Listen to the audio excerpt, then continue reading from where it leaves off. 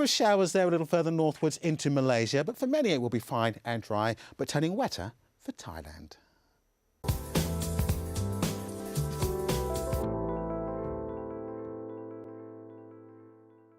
On the next Riz Khan show, 1,000 women dying every day. That's roughly the toll from pregnancy and childbirth-related issues, all largely preventable. We look at maternal health issues. Riz Khan, at this time on Al Jazeera.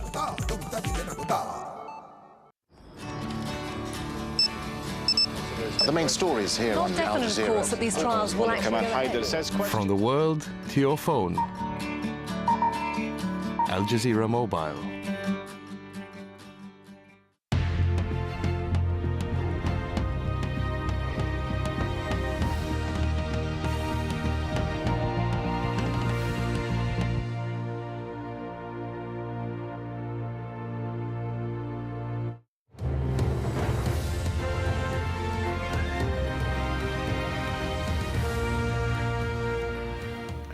Rebel fighters in the Libyan town of Ras Lanuf are battling pro-Gaddafi forces. The unrest continuing. We're getting reports of airstrikes across Libya, leaving several dead, including a family trying to flee the violence in Ras Lanuf. Al Jazeera has learned that the British soldiers released by Libyan rebels on Sunday were captured after a gun battle. US President Barack Obama says NATO is considering all of its options, including military ones, before deciding on a response to the crisis in Libya. Now, apparently there's been a lot of fighting inside a jail in Yemen, very close to the capital, Sana'a. Tear gas used. Let's go to our correspondent, Hashim Al-Bar. The authorities were saying that this was simply, if there is such a way of describing it, a jailbreak that went wrong. But it looks like they were making their own protests as well.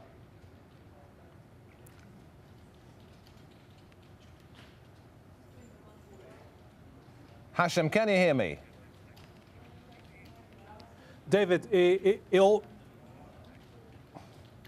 started when inmates inside the largest facility in Yemen, incarceration facility, started chanting anti-government slogans saying, Ali Abdullah Saleh, you have to go. Then security forces interfered, firing tear gas canisters to contain the situation. Plumes of smoke billowing from the prison were seen throughout the last 3 hours. We were told by an inmate that there is a huge tension inside the prison and that some inmates were injured. However, officials remain tight-lipped, saying that what happened had nothing to do with any political demands. However, we know now that security forces were summoned. They are now surrounding the whole facility, and that anti-riot squads are also present, and that the situation up to this moment is very tense, with gunshots heard from time to time. And when the opposition says it's now going to escalate the protest, what does it have in mind?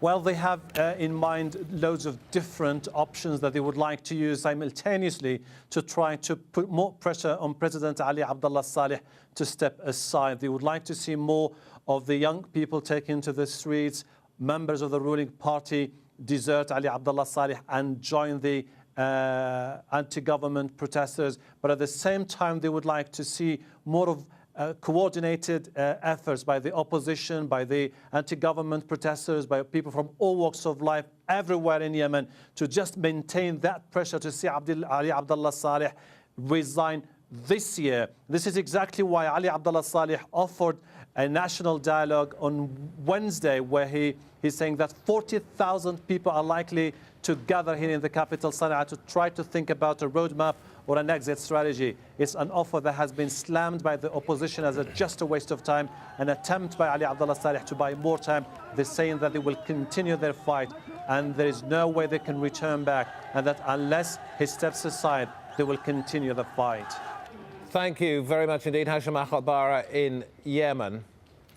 Now, before all of the current unrest in Tunisia, in Libya, there was already a problem for the Italians with the number of illegal migrants coming from North Africa and trying to get into Europe. Well, what's happened in Libya is making it a great deal worse. For many, The first stop is that little circle there at the bottom of your screens, Lampedusa. Tanya Page reports. Boats crowded with people hoping to make a better life in Europe. This annual wave of illegal migrants from North Africa is predictable and unstoppable, and this season is promising to be busy. In just one night, boats carrying more than 1,000 people landed in the Italian island of Lampedusa. Most are Tunisian and Egyptian. Authorities fear many Libyans will follow. So far, we have contained the impact well, despite the very high number of migrants. We've had more than 1,000 people arriving overnight, and we've welcomed them at the holding centre. Fortunately, we had only 314 migrants to start with, so the numbers have stayed beneath a critical level. Thousands of illegal migrants have arrived in Lampedusa this year. In February, over 4,000 Tunisians landed during one weekend of fine weather. The island's holding centre has a capacity of about 800, so they're quickly ferried or flown to larger detention centres in Italy. But some locals worry about the effect on tourism. I hope they don't go around breaking things and misbehaving, and let's hope that tourists will still come this summer. Otherwise, this year will be very difficult for us. In my opinion, people are afraid of Gaddafi, of what's happening in Libya and the war taking place in the Mediterranean. It's not a question of the migrants.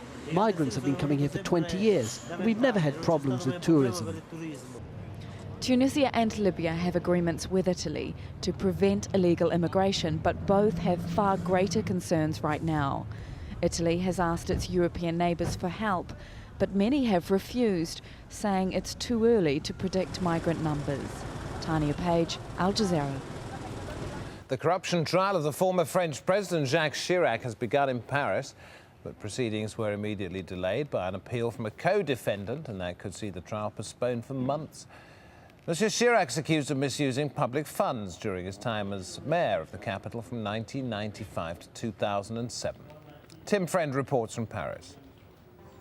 In typical style, Jacques Chirac always insisted that he wanted to be treated like any other person facing trial. But that's unlikely to happen. The 78-year-old, one of France's longest-serving presidents, seems to grow in popularity with the French public, who view him with a particular fondness, the envy of other politicians. This is despite the fact that he's the first former head of state to face criminal charges since the Fifth Republic was founded half a century ago. A judge is now considering last-minute attempts to delay the trial for being unconstitutional, but Mr. Chirac says he plans to appear if it goes ahead. The French president has always maintained that he wants to explain himself, and he'll say this better than I, what he judges necessary to say. The agonizing wait goes on for Jacques Chirac, but soon he will know whether he must face trial. This is an historic moment in French politics, the prospect of one of its